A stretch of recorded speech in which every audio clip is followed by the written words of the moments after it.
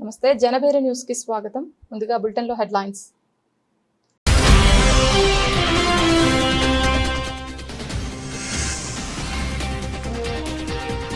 Philippines ను వణికించిన భారీ భూకంపం, పలు దేశాలకు సునామీ హెచ్చరికలు జారీ.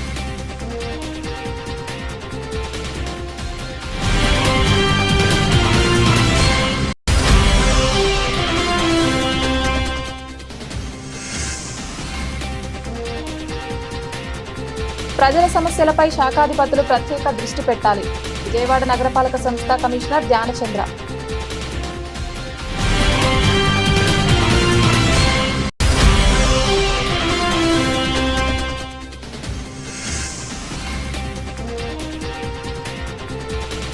సిద్ధాంతంలో రైతులకు పట్టాదారు పాస్ పుస్తకాల పంపిణీ కార్యక్రమంలో పాల్గొన్న ముఖ్యమంత్రి.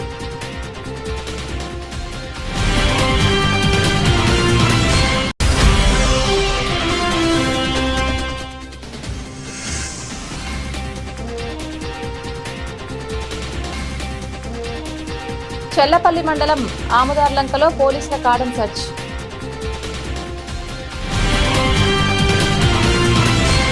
రాష్ట్ర వ్యాప్తంగా వివిధ ప్రభుత్వ శాఖల సంస్థల్లో దాదాపు 3 లక్షల మంది అవుట్సోర్సింగ్ ఉద్యోగులను వెంటనే రెగ్యులర్ చేయాలని AP state government contract outsourcing employees teachers workers JAC గౌరవ అధ్యక్షులు ఏవి నాగేశ్వరరావు డిమాండ్ చేశారు. రెగ్యులర్ ఉద్యోగులతో సమానంగా పనిచేయించుకుంటూ నెలకు కేవలం 15,000 వేతనం చెల్లిస్తున్నారని ఆవేదన వ్యక్తం చేశారు. అవుట్సోర్సింగ్ ఉద్యోగులందరికీ మినిమం టైం స్కేల్ అమలు చేయకుండా గత ప్రభుత్వం అన్యాయం చేస్తే ఈ ప్రభుత్వం గత 2 ఏళ్లుగా అదే విధంగా వ్యవహరించడాన్ని తీవ్రంగా ఖండించారు. వెంటనే అవుట్సోర్సింగ్ ఉద్యోగులందరికీ ఎంటీఎస్ ను అమలు చేయాలన్నారు. ఇతర రాష్ట్రాల్లో మాదిరిగానే రెగ్యులర్ చేయాలన్నారు. ఈ డిమాండ్ల సాధన లక్ష్యంగా భవిష్యత్తులో AP state government contract outsourcing employees teachers workers జేఏసీగా అందరూ కలిసి పోరాటం చేయనున్నట్టు చెప్పారు. రెగ్యులర్ చేయాలని చెప్పి ఈరోజు రాష్ట్ర కమిటీ సమావేశం నిర్ణయం జరుగుతూ ఉంది. ఈరోజు ఆంధ్రప్రదేశ్ రాష్ట్రంలో పనిచేస్తున్న దాదాపు 1,08,985 మంది దాకా ఆప్కాస్ డిపార్ట్మెంట్లో విధులు నిర్వహిస్తున్నారు. దాదాపు అన్ని ప్రభుత్వ శాఖలలో ఆప్కాస్ లేని శాఖ అంటూ ఏది లేదు. కానీ వాళ్ళతో మాత్రం వెట్టి చాకరీ చేయించుకోవడంలో గత ప్రభుత్వం కానీ అంతకుముందున్న ప్రభుత్వం కానీ ఇప్పుడు అధికారంలో ఉన్న కూటమి ప్రభుత్వం కానీ వెట్టి చాకరీ చేయించడంలో మాత్రం పోటీ పడుతున్నాయి. వాళ్ళకి రావాల్సిన సౌకర్యాలు కానీ వేతనాలు కానీ ఇవ్వడంలో మాత్రం జాప్యం చూపుతూ ఉన్నారు. పక్క రాష్ట్రంలో వేల మందిని పర్మనెంట్ చేస్తూ ఉంటే ఆంధ్రప్రదేశ్ రాష్ట్రంలో మాత్రం వివిధ ప్రభుత్వ శాఖలు సంస్థల్లో దాదాపు 3 లక్షల మంది అవుట్సోర్సింగ్ ఉద్యోగులు పనిచేస్తున్నారు. వీరిలో 1,00,000 మందికి పైగా ఆప్కాస్ ద్వారా పనిచేస్తూ ఉన్నారు. రెగ్యులర్ ఉద్యోగులతో సమానంగా పనిచేయించుకుంటూ అతి తక్కువ వేతనాలు 15,000 రూపాయల వేతనాలు ఇచ్చి ఈ ప్రభుత్వం పనిచేయించుకుంటోంది. మినిమం టైం స్కేల్ అమలు చేయకుండా గత ప్రభుత్వం అన్యాయం చేస్తే ఈ ప్రభుత్వం కూడా గత 2 సంవత్సరాలుగా అన్యాయం చేస్తూనే ఉంది. ఆ అన్యాయాన్ని కొనసాగిస్తోంది. దీని ఆప్కాస్ అవుట్సోర్సింగ్ ఎంప్లాయీస్ ఫెడరేషన్గా ఖండిస్తూ ఉన్నాం. వెంటనే ఆప్కాస్ ద్వారా కానీ ఆప్కాస్ ద్వారా కాకుండా కానీ పనిచేస్తున్న అవుట్సోర్సింగ్ ఉద్యోగులందరికీ కూడా మినిమం టైం స్కేల్ వెంటనే అమలు చేయాలని చెప్పి డిమాండ్ చేస్తూ ఉన్నాం. ఇతర రాష్ట్రాల్లో చేసినట్టుగా పంజాబ్లో కావచ్చు, హర్యానాలో కావచ్చు, ఒరిస్సాలో కావచ్చు, ఇట్లా ఈ రాష్ట్రాల్లో రెగ్యులర్ చేసినట్టుగా కూడా ప్రతి ఒక్కళ్ళని కూడా అవుట్సోర్సింగ్ ఉద్యోగుల్ని కాంట్రాక్ట్ ఉద్యోగుల్ని రెగ్యులర్ చేయాలి. తెలంగాణలో మాదిరిగా ఎలక్ట్రిసిటీలో పనిచేస్తున్న ఉద్యోగులు ఎవరైతే ఉన్నారో వాళ్ళని వెటనరీ తిరుపతి ప్రభుత్వంలో శాఖల్లో పనిచేస్తున్నటువంటి అవుట్సోర్సింగ్ ఉద్యోగస్తులందరినీ కూడా ప్రభుత్వాలు మారుతూ రకరకాలుగా దోపిడీ చేస్తున్నాయి తప్ప వాళ్ళకి న్యాయం చేసినటువంటి పరిస్థితి ఎక్కడా లేదు. అవుట్సోర్సింగ్ అన్నారు, మళ్ళీ ఆప్కాస్ చేసాము మీ జీవితాలు బాగుపడతాయని చెప్పన్నారు. ఆ ఆప్కాస్ వేసిన తర్వాత మీకు కంటిన్యూగా జీతాలు వచ్చేస్తాయని చెప్పన్నారు. ఆప్కాస్ వచ్చిన తర్వాత వచ్చింది ఏంటంటే ఉన్న ఫెన్షన్లన్నీ పోయినాయి. ఇంట్లో తల్లిదండ్రులు వికలాంగులుగా ఉంటే ఫెన్షన్లు వస్తున్నారు, తీసేశారు. అమ్మఒడి పోయింది. ఇట్లా రకరకాల సంక్షేమ పథకాలన్నీ కూడా తీసేశారు తప్ప ఒరిగింది ఏమీ లేదు. ప్రభుత్వం వాళ్ళకి చెప్తున్నది ఏంటంటే 20-25 సంవత్సరాలుగా ఒకే సంస్థను నమ్ముకొని ప్రభుత్వ సంస్థల్లో పనిచేస్తూ కాగలుగుతున్నాం. చాలని జీతాలు ఆ జీతాలతో కుటుంబాలని గడపడమే చాలా భారంగా మారిపోయింది. ఇప్పుడు పెరుగుతున్న ద్రవ్య రేటుకి అనుగుణంగా పెట్రోలు, డీజిలు, రకరకాల ధరలన్నీ కూడా పెంచేశారు. కానీ జీతాలు పెరగడం లేదు. ఆ పెరిగిన ధరలకి మాకు వచ్చే జీతాలకి కుటుంబాలు సాగడం చాలా కష్టంగా ఉంది. ప్రభుత్వాలకు విన్నపించేది ఏంటంటే, మేము అవుట్సోర్సింగ్ వాళ్ళందరినీ కూడా రెగ్యులర్ చేస్తామని చెప్పారు, ఎంటీఎస్ ఇస్తామని చెప్పారు, పీఆర్సీ ప్రకటిస్తామని చెప్పారు. ఇంతవరకు ఏది అసలు దేని గురించి ఎక్కడా కూడా క్యాబినెట్లో కూడా ఇంతవరకు మా గురించి పట్టించుకోలేదు. దయచేసి ప్రభుత్వాలన్నీ కూడా స్పందించి మాకంతా న్యాయం చేయాలని చెప్పని లేని పక్షంలో ఆప్కాస్ అవుట్సోర్సింగ్ జేఏసీగా రాబోయే రోజుల్లో ఉద్యమానికి నాంది పలుకుతామని చెప్పి తెలియజేస్తున్నాం. గన్నవరం రాజకీయాలు మరోసారి వేడెక్కాయి. ఎమ్మెల్యే యార్లగడ్డ వెంకట్రావుపై వైసీపీ జిల్లా అధ్యక్షులు పేర్ని నాని చేస్తున్న వ్యక్తిగత విమర్శలు, నిరాధార ఆరోపణలను తీవ్రంగా ఖండిస్తూ ఉంగుటూరు టీడీపీ నాయకులు గట్టిగా స్పందించారు. రాజకీయ విమర్శకులకు హద్దులు ఉండాలని, అసత్య ప్రచారం కొనసాగితే రాజకీయంగానే కాకుండా చట్టపరంగానూ ఎదుర్కొంటామని హెచ్చరించారు. గన్నవరం నియోజకవర్గంలో జరుగుతున్న అభివృద్ధి పనులను ముందుగా పరిశీలించి తర్వాతే మాట్లాడాలని సూచించిన వారు అభివృద్ధిపై ఎప్పుడైనా బహిరంగ చర్చకు సిద్ధమని సవాల్ విసిరారు. ఇదే అంశంపై గన్నవరం టీడీపీ కార్యాలయంలో నిర్వహించిన మీడియా సమావేశంలో పలువురు నాయకులు తమ అభిప్రాయాలను వెల్లడించారు. అందరికీ నమస్కారం అండి. గత 2 రోజులుగా వివాదం చూస్తూ ఉన్నాం. మాజీ మంత్రి పేర్ని నాని గారు మచిలీపట్నం అసెంబ్లీ నియోజకవర్గం నుంచి గెలిచినటువంటి వ్యక్తి, ఆయన స్థానంలో ఆయన గెలవలేడని చెప్పేసి ఫీడ్బ్యాక్ వచ్చాక ఆయన తప్పుకొని వాళ్ళ అబ్బాయిని నుంచో పెట్టి రాజకీయాల నుంచి నేను తప్పుకున్నా అని చెప్పిన వ్యక్తి ఇప్పుడు మా ఎమ్మెల్యే గారిని అనడం అనేది అసలు భావ్యంగానే లేదు. మరి చాలా రోతగా ఉంది. అసలు ఆ మనిషికి ఏ నైతిక అర్హత ఉందని చెప్పేసి మా ఎమ్మెల్యే గారు అంటున్నారు. బాబు పేర్ని నాని గారు, గత 5 సంవత్సరాల్లో మీరు చేసింది ప్రజలందరూ చూసి అది నచ్చక 151 నుంచి మిమ్మల్ని 11 తీసుకొచ్చి కూర్చోబెట్టారు. మమ్మల్ని 23 నుంచి 164 తీసుకొచ్చారు. అది గమనించుకోండి. ఈ 2 ఏళ్లలో గన్నవరం రండి, ఏం జరిగిందో చూపిస్తాం. గత 5 సంవత్సరాలు మీరేం చేశారు గన్నవరంలో, ఈ 2 సంవత్సరాలు మేమేం చేసామో చూపిస్తాం రండి.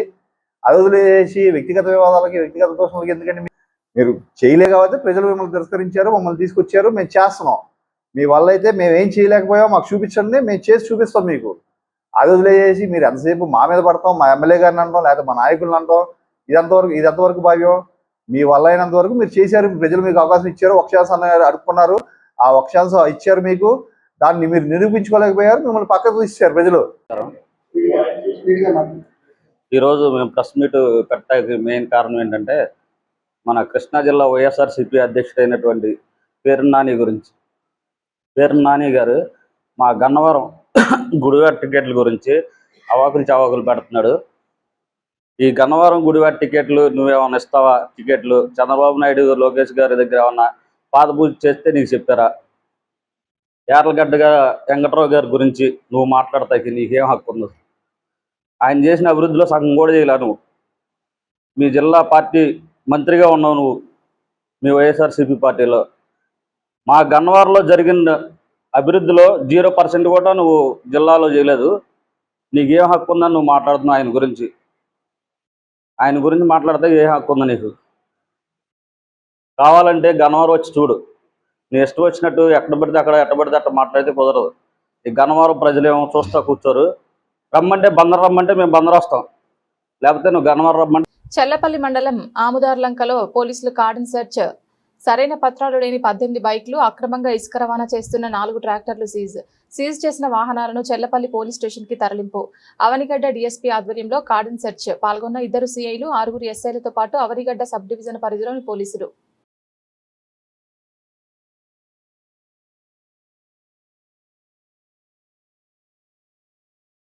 పశ్చిమ గోదావరి జిల్లా సిద్ధాంతంలో ముఖ్యమంత్రి చంద్రబాబు నాయుడు రైతులకు పట్టాదారు పాస్ పుస్తకాలు పంపిణీ చేశారు. ఈ సందర్భంగా రాష్ట్ర అభివృద్ధి, రైతు సంక్షేమం, సాగునీరు, తాగునీరు సమస్యల పరిష్కారంతో పాటు గత ప్రభుత్వ పాలనపై తీవ్ర విమర్శలు చేశారు. ఆక్వా రైతుల కోసం ప్రత్యేక ప్రణాళిక రూపొందిస్తామని ప్రకటించిన సీఎం వైసీపీ ప్రభుత్వంపై ఘాటు వ్యాఖ్యలు చేశారు. సిద్ధాంతంలో నిర్వహించిన కార్యక్రమంలో రైతులకు పట్టాదారు పాస్ పుస్తకాలు అందజేసిన ముఖ్యమంత్రి చంద్రబాబు నాయుడు ప్రజల భవిష్యత్ బాగు చేసే బాధ్యత ప్రభుత్వం తీసుకుంటుందని స్పష్టం చేశారు. భవిష్యత్తులో తాగునీరు, సాగునీటి సమస్యలు తలెత్తకుండా చర్యలు తీసుకునే బాధ్యతను మంత్రి రామానాయుడికి అప్పగించినట్లు తెలిపారు. ఆయన కూడా ఎప్పుడు కూడా బీజేపీకి చాలా గట్టిగా పనిచేశాడు. అందుకే ఆయన సేవలు గుర్తుపెట్టుకొని ఎంపీ ఇవ్వడమే కాకుండా డబల్ జాక్పాట్ మంత్రిగా కూడా ఇచ్చారు ఆయనకు.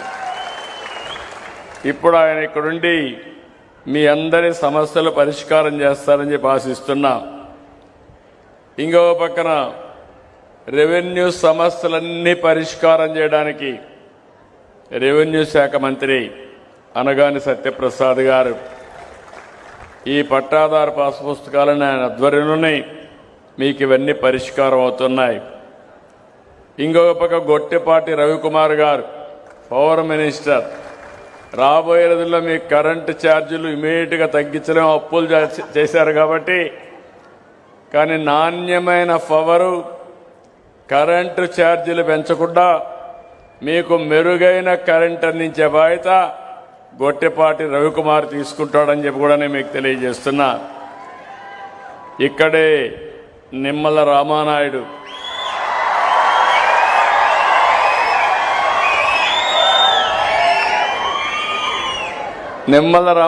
మీరు చూస్తే మామూలు ఎన్ని పదవులు వచ్చినా ఎల్లో షర్ట్ మాత్రం వదిలిపెట్టాడు. పెళ్ళప్పుడు కూడా ఎల్లో షర్టే ఉంటుంది. రెండోది సైకిల్ కూడా వదిలిపెట్టాడు. ఎక్కడికి పోవాలన్నా కారులో పోయే అవకాశం ఉన్నా సైకిల్ మీద తిరుగుతూ సామాన్య ప్రజల్లో ఒక్కడుగా నిరంతరం పనిచేస్తున్నటువంటి రామానాయుడు గారు, ఆయనకు ఒక పెద్ద బాధ్యత అప్పచెప్పాం. భవిష్యత్తులో నీటి సమస్య లేకుండా తాగడానికి, వ్యవసాయానికి, ఇండస్ట్రీకి నీళ్లు ఇచ్చే బాధ్యత ఆయన చేయాల్సిన అవసరం ఉంది. ఆ బాధ్యత అప్పచెప్పాం. ఇక్కడే ఎమ్మెల్యే పక్క నరసాపురం ఎమ్మెల్యే గౌరవనీయులు బొమ్మిడి నారాయణ నాయక్ గారు ఒక వెనుకబడిన వర్గాల నుంచి వచ్చారు. మన జనసేన పార్టీ నుంచి వచ్చారు. వారు కూడా రాత్రింబగళ్ళు పనిచేస్తారు. వాడికి కూడా మనస్ఫూర్తిగా స్వాగతం.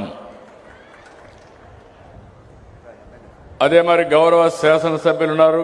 అనుకోని ప్రమాదాలు జరిగినప్పుడు కుటుంబాలు ఆర్థికంగా ఇబ్బందులు పడకుండా ఉండేందుకు ప్రతి ఒక్కరూ జీవిత బీమా తీసుకోవడం అవసరమని టీడీపీ యువనేత గద్దె క్రాంతి కుమార్ అన్నారు. ఇన్సూరెన్స్ ఉంటే క్లిష్ట పరిస్థితుల్లో కుటుంబాలకు కొంతైనా అండగా నిలుస్తుందని అన్నారు.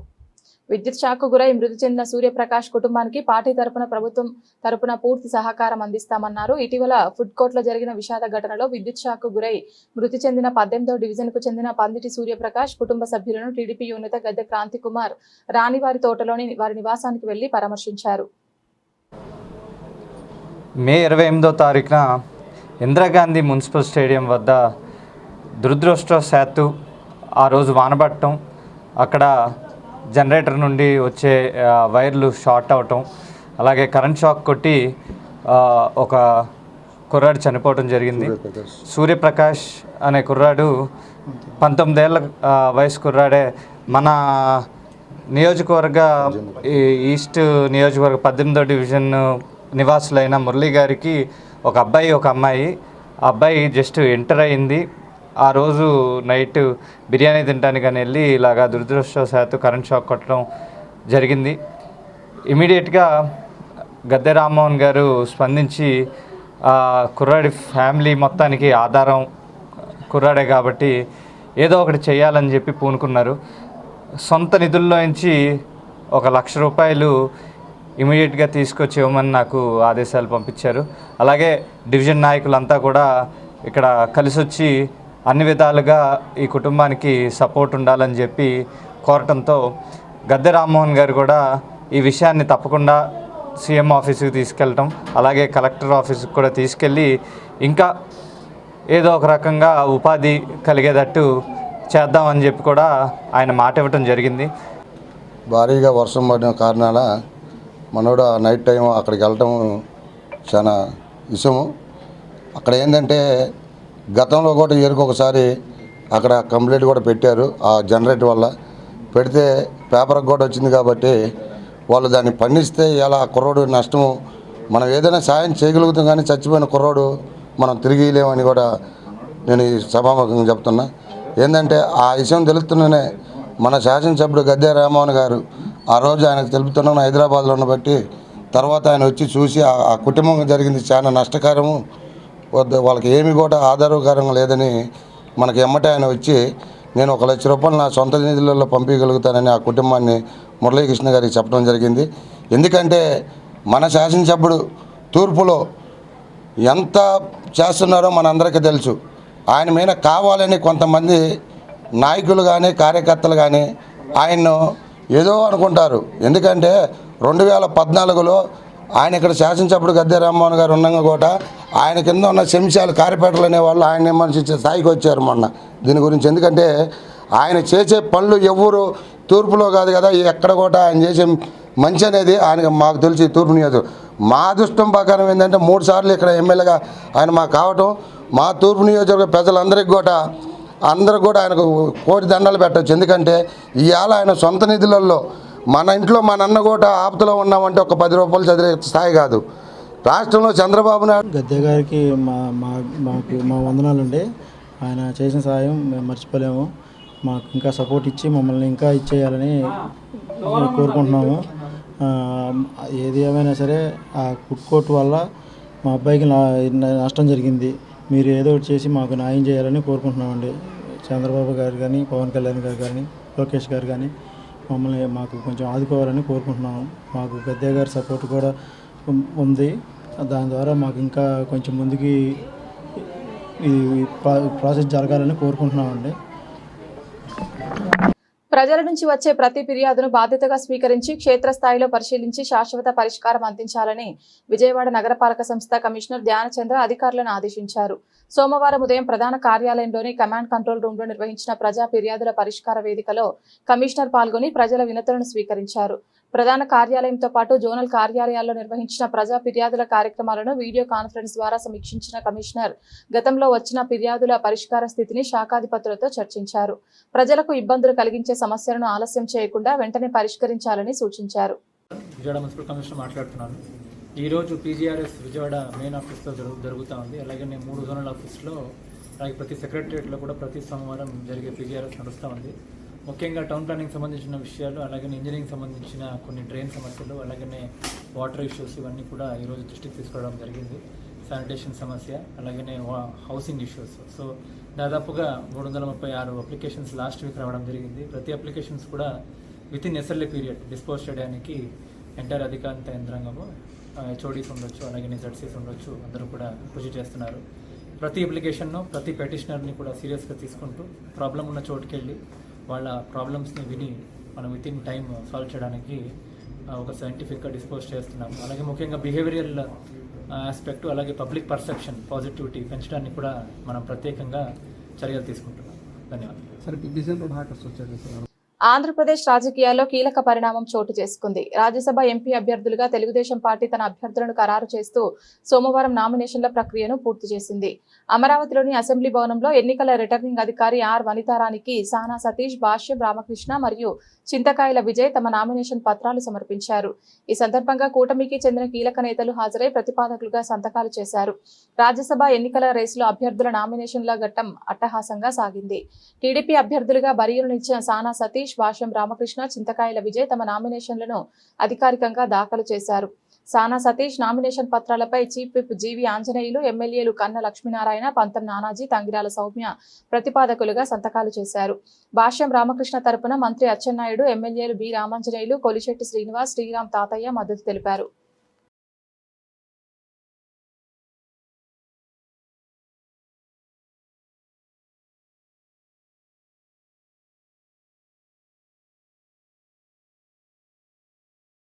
కేంద్ర ప్రభుత్వం అడ్డగోలుగా పెంచుతున్న పెట్రోల్, డీజిల్, గ్యాస్ ధరలకు వ్యతిరేకంగా మంగళవారం ఉదయం 10 గంటలకు రాణిగారి తోట సమీపంలోని నేతాజీ వంతెన వద్ద భారీ నిరసన చేపట్టనున్నట్లు ఐఎఫ్టీయూ ఎన్టీఆర్ జిల్లా అధ్యక్షులు వెంకటరమణ, నగర కార్యదర్శి మీరావళి వెల్లడించారు.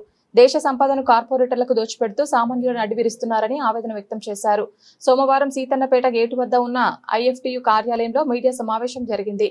ఈ సమావేశంలో ఐఎఫ్టీయూ ఎన్టీఆర్ జిల్లా అధ్యక్షులు వెంకటరమణ, నగర కార్యదర్శి మీరావళి పాల్గొని మాట్లాడుతూ ప్రధాని మోదీ తన చేతకాని పరిపాలనతో సామాన్య ప్రజలపై విపరీతమైన భారాలు వేస్తున్నారని మండిపడ్డారు. నా పేరు వెంకటరమణ అండి. ఐఎఫ్టీయూ ఎన్టీఆర్ జిల్లా అధ్యక్షుడిగా పనిచేస్తున్నాను. ఫిబ్రవరి 28వ తారీఖు ఇరాన్ మీద అమెరికా చేసిన దాడి యుద్ధంగా మారి మార్చి నెలలో మార్చి నెలలో కొనసాగిన యుద్ధాన్ని సాగ్గా చూపిస్తూ 5 రాష్ట్రాల ఎలక్షన్లు కంప్లీట్ అయ్యేదాకా ఉండి మే 4వ తారీఖు రిజల్ట్స్ వచ్చిన తర్వాత పెట్రోలు, డీజిల్, గ్యాస్ రేట్లు పెంచుతూ సామాన్యుల నడ్డి విరిచిన ఈ కేంద్ర ప్రభుత్వానికి నిర్ణయాలకు వ్యతిరేకంగా భారతదేశ వ్యాప్తంగా వామపక్ష పార్టీలు పిలుపునిచ్చిన రాష్ట్రాలకు కార్యక్రమం రేపు మంగళవారం 9వ తారీఖు నేతాజీ వంతెన అనగా పశువుల హాస్పిటల్ వంతెన దగ్గర నిర్వహించడం జరుగుతుంది. ఈ కార్యక్రమానికి వామపక్ష పార్టీ కార్యకర్తలు, ప్రజలు అందరూ విరివిగా ఇచ్చేసి ఈ కార్యక్రమాన్ని జయప్రదం చేయవలసిందిగా కోరుకుంటూ, ఈ పెట్రోల్, డీజిల్, గ్యాస్ రేట్లు పెంచడం వల్ల సామాన్యులు, మధ్యతరగతి ప్రజలు అలాగే నిత్యావసర వస్తువులు పెరిగి ధరలు పెరిగి వాళ్ళ బడ్జెట్ తలకిందులయ్యే పరిస్థితి ఉంది. ఈ నిర్ణయాలను కనుక వెనక్కి తీసుకొని ఆ రేట్లు సవరించకపోతే భవిష్యత్తులో జరిగే ఉద్యమాలకి మీ కేంద్ర ప్రభుత్వం బాధ్యత వహించవలసి వస్తుందని చెప్పి హెచ్చరిస్తూ ఈ కార్యక్రమాన్ని జయప్రదం చేయవలసిందిగా కోరుకుంటూ సెలవు తీసుకున్నాం. నేను మీరావాలి IFTV నగర కార్యదర్శిగా బాధ్యతలు చేస్తా ఉన్నాను. ఈ మీడియా ద్వారా ప్రజలకి, కార్మికులకి, కార్మిక నాయకులకి కొన్ని విషయాలు తెలియజేయాలనే దాని మీద ఈరోజు ఈ కార్యక్రమం నిర్వహించడం జరుగుతూ ఉంది. ఈరోజు కేంద్ర కార్మిక సంఘాలన్నీ కలిపి రేపు వామపక్ష పార్టీలతో నరేంద్ర మోడీ కేంద్ర ప్రభుత్వం దేశవ్యాప్తంగా అడ్డగోలుగా పెంచుతున్న పెట్రోల్, డీజిల్, గ్యాస్ ధరల మీద రేపు భిన్నాభిప్రాయం తెలియజేయాలనే దాని మీద పిలుపునిచ్చాయి. మేము ఈ మీడియా ద్వారా కేంద్ర ప్రభుత్వాన్ని, నరేంద్ర మోడీ గారిని అడిగేది ఏంటంటే, అయ్యా మోడీ గారు, మీరు రేట్లు పెంచేదానికైతే దేశ ప్రజలకు అవసరం లేదు. నాలాంటి వాడికి ఇచ్చినా రేట్లు పెంచుతాడు కూర్చొని అక్కడ. 56 ఇంచీల ఛాతీ ఉన్న నువ్వు ధరలు తగ్గించడం చేతగాని నరేంద్ర మోడీ నువ్వు ఈరోజు పైన ఉండటం సిగ్గుచేటు. ఎందుకంటే దేశ చరిత్ర మొత్తం చూసుకుంటే ఈరోజు నువ్వు ఎటుపక్క ఉండాల్సింది ఎటుపక్క ఉన్నావు. యుద్ధం జరుగుతూ ఉంటే నువ్వు ఎటుపక్క ఉండాల్సింది ఎటుపక్క ఉన్నావు. ఇవాళ నువ్వు రాష్ట్రంలోని ముఖ్య దేవాలయాల్లో ఖాళీగా ఉన్న ధార్మిక పోస్టుల భర్తీ ప్రక్రియను ఆంధ్రప్రదేశ్ దేవాదాయ శాఖ అధికారికంగా ప్రారంభించింది. ఇందులో భాగంగా సోమవారం నుండి వేద పారాయణదారుల పోస్టులకు మౌఖిక పరీక్షలు మొదలయ్యాయి. విజయవాడలోని మాడపాటి అతిథి గృహంలో ఏర్పాటు చేసిన ఇంటర్వ్యూల సరళిని దేవాదాయ శాఖ కమిషనర్ కె రామచంద్రమోహన్ స్వయంగా పరిశీలించి అనంతరం మీడియాతో మాట్లాడారు. అందరికీ నమస్కారం. గౌరవ ముఖ్యమంత్రి గారు గత సంవత్సరం దేవాదాయ శాఖపై సమీక్ష నిర్వహించిన సందర్భంలో రాష్ట్రంలో అన్ని ఆలయాల్లో ఖాళీగా ఉన్న వైదిక సిబ్బంది పోస్టులన్నీ కూడా భర్తీ చేయవలసిందిగా ప్రత్యేకంగా ఆదేశించడం జరిగింది. దానికి అనుగుణంగా రాష్ట్రంలో అన్ని 6A దేవాలయాల్లోని వైదిక సిబ్బందికి సంబంధించిన ఖాళీలు ఏవైతే ఉన్నాయో వివరాలన్నీ సేకరించడం, వాటి భర్తీకి ప్రత్యేకంగా ప్రభుత్వానికి ప్రతిపాదనలు పంపించడం, దాని మీద ప్రభుత్వం సెంట్రలైజ్డ్గా పూర్తి పారదర్శకత కోసం ప్రతిభకే పట్టం కట్టే విధంగా కేవలం ప్రతిభ ఆధారంగా ఎంపిక జరగాలనే ఉద్దేశంతో సెంట్రలైజ్డ్ రిక్రూట్మెంట్, ఏకీకృత రిక్రూట్మెంట్ చేపట్టాలని ఆదేశించడం జరిగింది. అందుపై సంబంధిత వేదపారాయణదారులు కానీ వేదపారాయణదారులు వివిధ శాఖలు, అదేవిధంగా అర్చకులు, పరిచారికలు, ఉపనిషత్ పారాయణదారు, రామాయణ పారాయణదారు, సప్తశతి పారాయణదారు, చండీ పారాయణదారు, ఇటువంటి అన్నింటికి సంబంధించి దేనికి సంబంధించి ఏ పోస్టుకు సంబంధించిన అర్హతలని ఆ విభాగంలో నిష్ణాతులు ఎవరైతే ఉన్నారో వాళ్ళ ద్వారా ఈ అర్హతలను నిర్దేశించుకొని, ఎందుకంటే రెగ్యులర్ రూల్స్లో ఉండేవి కాదు ఈ అర్హతలన్నీ కూడా ఆ సంబంధిత విద్వాంసులను సంప్రదించి అర్హతలను నిర్దిష్టపరచుకొని దాని ప్రకారం నోటిఫికేషన్ ఇవ్వడం జరిగింది. ఆ నోటిఫికేషన్కి 344 పోస్టులకు సంబంధించి నోటిఫికేషన్ ఇవ్వడం జరిగిందండి. 344 పోస్టులని నోటిఫికేషన్ ఇస్తే దాదాపు 5,000 దగ్గరగా 5,500 మంది అప్లికేషన్లు ఆన్లైన్ ద్వారానే అప్లికేషన్ తీసుకోవడం జరిగింది. దాదాపు 5,500 మంది దరఖాస్తు చేయడం జరిగింది. మళ్ళీ 2017లో ప్రభుత్వం నియమించిన జేసీ శర్మ కమిషన్ వేదికను అమలు చేసి ఎస్సీ కార్పొరేషన్ ద్వారా అందే ప్రయోజనాలు కల్పించాలని Andhra Pradesh Beda Budagajangam welfare service association అధ్యక్షులు సంకుల సతీష్ కుమార్ ప్రభుత్వాన్ని డిమాండ్ చేశారు. కొందరు అధికారుల తీరు వల్ల 2008 నుంచి తమకు విద్యావకాశాలు ఎస్సీ కార్పొరేషన్ ద్వారా అందే ప్రయోజనాలు నిలిచిపోయాయని ఆవేదన వ్యక్తం చేశారు. ఆంధ్రప్రదేశ్ బేడ బుడగ సంఘం వెల్ఫేర్ సర్వీసెస్ అసోసియేషన్ ఆధ్వర్యంలో గాంధీనగర్ ప్రెస్ క్లబ్ లో మీడియా సమావేశం జరిగింది. ఈ సమావేశంలో అసోసియేషన్ అధ్యక్షులు సంకుల సతీష్ కుమార్, జేఏసీ అధ్యక్షులు పడమంచి శ్రీనివాస్, అసోసియేషన్ గౌరవాధ్యక్షులు కొండపల్లి దుర్గారావు తదితరులు పాల్గొని మాట్లాడుతూ ఆంధ్రప్రదేశ్ రాష్ట్రంలో నివసిస్తున్న బుడగజంగం కులస్తులకు రాజ్యాంగబద్ధంగా రావాల్సిన ఎస్సీ ప్రాథమిక హక్కులను తక్షణమే కల్పించాలన్నారు. ఆంధ్రప్రదేశ్ బేడ బుడగజంగం కుల సంక్షేమ సేవా సంఘం అమరావతి. నా పేరు సంకుల సతీష్ కుమార్. నేను రాష్ట్ర అధ్యక్షుడిగా పనిచేస్తూ ఉన్నాను. మాది ఎస్సీ జాబితాలో ఉన్నటువంటి 1950లో భారత రాజ్యాంగం గుర్తించినటువంటి ఎస్సీ జాబితాలో ఉన్నటువంటి బేడ బుడగజంగం ఒక కులం. ఆంధ్రప్రదేశ్ ఉమ్మడి రాష్ట్రం ఏర్పడిన తర్వాత 1956 నుండి తెలంగాణ ప్రాంతం నుంచి అనేక కుటుంబాలు జీవనోపాధి నిమిత్తం ఆంధ్రప్రదేశ్కి వలస వచ్చి జీవించడం జరుగుతూ ఉంది. ఇటు రాష్ట్ర ప్రభుత్వం, కేంద్ర ప్రభుత్వం మా సమస్యను గుర్తించి 1956లో పార్లమెంట్లో చట్టం చేసి బేడ బుడగజంగం కులాన్ని ఎస్సీ ఆంధ్రాలో కూడా ఎస్సీ కేటగిరీలో ఉంచడం జరిగింది. కానీ 1956 నుండి 1976 వరకు ఆంధ్ర ప్రాంతంలో మా కులం వాళ్ళు సర్టిఫికేట్ తీసుకోవాలంటే మైగ్రేషన్ తెచ్చుకోవాల్సి ఉండేది. కానీ 1976లో భారత పార్లమెంట్లో ఎస్సీ ఎస్టీ అమెండ్మెంట్ జరిగిన తర్వాత ఆంధ్ర ప్రాంతంతో పాటు యావత్ భారతదేశంలో ఉన్నటువంటి ఎస్సీ కులాలకు ప్రాంత పరిమితి తొలగించబడింది. 1976 నుంచి మేము మిగిలినటువంటి ఎస్సీ కులాల మాదిరిగానే మాకు అన్ని హక్కులు కూడా ఆంధ్రప్రదేశ్ ప్రభుత్వం మాకు కదిరి పట్టణం, కదిరి రూరల్ మండలాలకు చెందిన వివిధ రాజకీయ పార్టీల నాయకులు, కార్యకర్తలు భారతీయ జనతా పార్టీ సిద్ధాంతాలు, ప్రధానమంత్రి నరేంద్ర మోడీ నాయకత్వం, కేంద్ర ప్రభుత్వం అమలు చేస్తున్న అభివృద్ధి మరియు సంక్షేమ కార్యక్రమాలకు ఆకర్షితులై భారతీయ జనతా పార్టీలో చేరారు. బీజేపీ జాతీయ కౌన్సిల్ సభ్యులు ఎస్ విష్ణువర్ధన్ రెడ్డి సమక్షంలో నిర్వహించిన చేరిక కార్యక్రమంలో నాగిరెడ్డిపల్లికి చెందిన వెంకటనారాయణ రెడ్డి, కదిరి పట్టణానికి చెందిన వెంకటరెడ్డి, కూటాగుళ్లకు చెందిన మహిళా నేత నాగేశ్వరి, ప్రముఖ వైద్యులు జ్ఞానేశ్వర్తో పాటు మైనార్టీ వర్గాలకు చెందిన పలువురు నాయకులు తమ అనుచరులతో కలిసి దాదాపు 300 మంది బీజేపీ కండువాలు ధరించి అధికారికంగా పార్టీలో చేరారు. ఈ కార్యక్రమంలో బీజేపీ జిల్లా నాయకులు రొడ్డం ఉత్తమ్ రెడ్డి, బూదిలి సుదర్శన్, డిఎల్ ఆంజనేయులు, మేకల నాగార్జున, యువమోర్చా నాయకులు ప్రతాప్, మైనార్టీ నాయకులు ఇంతియాజ్ అహ్మద్, మాజీ కౌన్సిలర్ మైనుద్దీన్, రామచంద్రారెడ్డి, ఎర్రంశెట్టి రమేష్ బాబు, వీడగొట్టు శ్రీనివాసులు, కూటాగుళ్ల సూర్యశేఖర్ రెడ్డి, నందిశెట్టి బాబు, తేలపాటి రవీందర్ నాయుడు, తిమ్మరాజు జనార్దన్, మంజునాథ్ రెడ్డి తదితర నాయకులు, కార్యకర్తలు పెద్ద సంఖ్యలో పాల్గొన్నారు.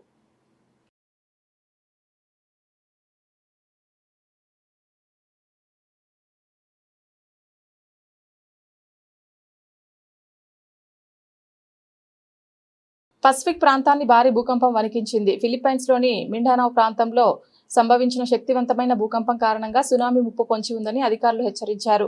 పలు దేశాల్లో అత్యవసర చర్యలు చేపట్టగా తీర ప్రాంత ప్రజలను సురక్షిత ప్రాంతాలకు తరలిస్తున్నారు. పసిఫిక్ ప్రాంతం మరోసారి భారీ భూకంపంతో వణికిపోయింది. ఫిలిప్పైన్స్లోని మిండానావ్ ప్రాంతంలో ఈ రోజు తెల్లవారుజామున సంభవించిన భూకంపం రిక్టర్ స్కేల్పై 7.8 తీవ్రతతో నమోదైంది. భూకంప ప్రభావంతో పలు భవనాలు దెబ్బతిన్నట్లు సమాచారం. ప్రాథమిక వివరాల ప్రకారం ఒకరు మృతి చెందగా పలువురు గాయపడినట్లు తెలుస్తోంది.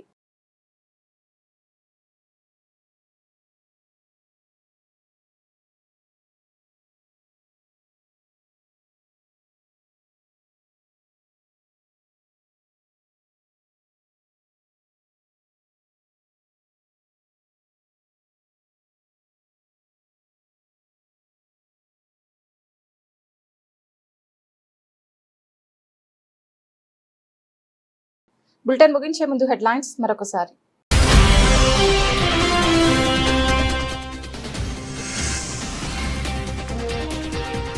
ఫిలిప్పైన్స్ ను వణికించిన భారీ భూకంపం, పలు దేశాలకు సునామీ హెచ్చరికలు జారీ.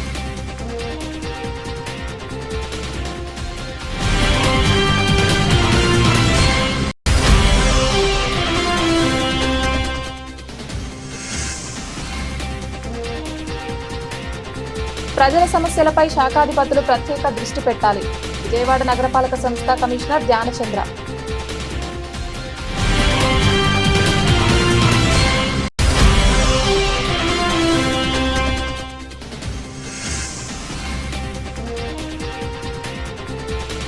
సిద్ధాంతంలో రైతులకు పట్టాదారు పాస్ పుస్తకాల పంపిణీ కార్యక్రమంలో పాల్గొన్న ముఖ్యమంత్రి.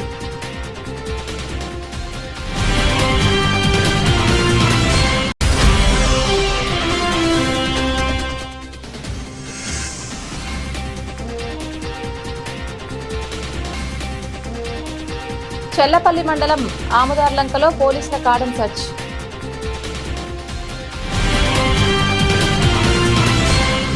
ఇది ఇవాల్టి బులెటిన్. తిరిగి మరొక బులెటిన్లో మళ్ళీ కలుద్దాం. అంతవరకు సెలవు. నమస్కారం.